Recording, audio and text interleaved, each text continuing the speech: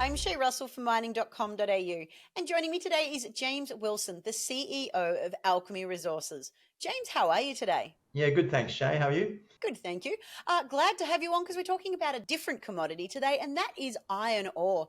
Now, you've recently put out some highlights of the Valley Bore project that you've got out in WA, and I must say, these are some really impressive iron ore grades that I'm looking at. Tell me, why is that? Well, I mean, most of the grades that you see these days for a lot of iron ore projects in the Pilbara are either sort of channel iron deposits or sort of the 58, sort of 59s. And you don't see a hell of a lot of outcropping hematite grades.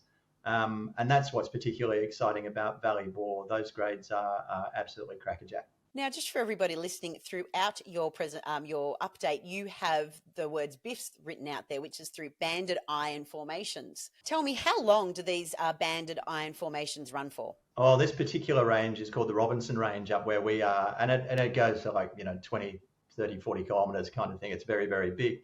But only certain sections have it, the enrichment that we like. And we've got one of those sections within our mining lease on M52A44I, so otherwise known as Valley Bore Prospect, where we are.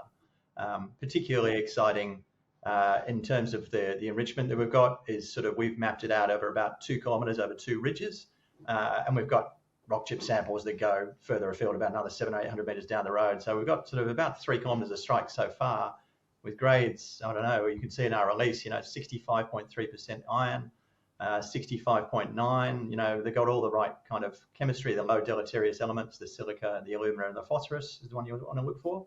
And in my view, just the stuff on surface looks like a premium product. Now, as I said at the start of today's interview, you've sort of brought out some of the highlights because you've had the project on your books for quite some time.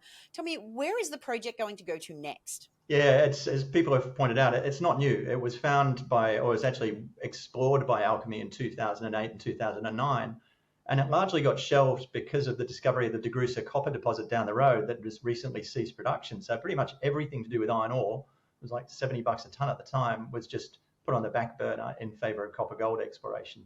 Until now, we've discovered that. So, we've looked at the asset. I used to sort of cover iron ore companies in a previous life as an analyst.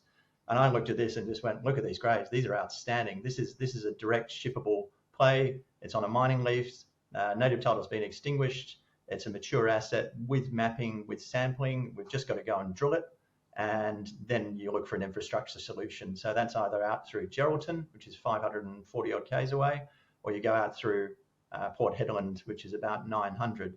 And whilst that might seem like a long distance, when you sort of factor in, sort of 10, maybe 12 cents per ton kilometer for trucking, maybe more, you're only sort of talking 50 to $90 to get it to either of those ports versus an iron ore price, which is in the sort of 150s, I guess, in Aussie dollar terms. So the Valley Bore project basically has very much a pit to port story behind it, which is fantastic to get a project like this up the ground. Tell me, now that the iron ore price has risen from $70 per ton to around $120 per ton, are you looking to move this into production? Oh, I think that'd be the perfect opportunity. That's the biggest uplift for shareholders to get sort of revenue. You don't see that too many times with explorers. Actually incoming revenue. It's usually outgoing with spending. So yeah, look, we're looking at all options like that. The first obviously is to drill it. And we've put a drill program proposal together that's been approved by the Department of Mines, which is really good. The next step is looking at all our logistics, site avoidance, all the usual sort of things before a drill program, and then having a chat with our partner, which is Carey Mining, to plan that path forward as well. So yeah, no, very exciting time for the company in this. We can see a very simple solution here, at least on the surface of things. The outcropping hematite does extend quite extensively. It's nice and wide. It's got all the right kind of elements that you would really like in an open pittable scenario. We've just got to drill it and make sure that excitement at surface does actually continue at depth. Now, not to hold you to this, but you did just outline what it's going to take to get this drill program happening. But do you have a rough time frame of when you do hope to get those rigs in the ground? Oh, would certainly be hopeful, before, I don't know, I'd sort of pluck an idea out of the sky next few months or so. Obviously, logistics is the key. We've got to go and get site avoidance, which does take a little bit of time to go and tee up to get people because everybody's very busy. And sourcing a rig, actually, to be honest, sourcing a rig is relatively straightforward these days because there's a lot less work going around. So there's a lot of idle equipment around. So I don't think there's too many issues getting a rig. And then just got to go and clear pads. So the boys are going up in the next 2 weeks again to go and have a look at logistics.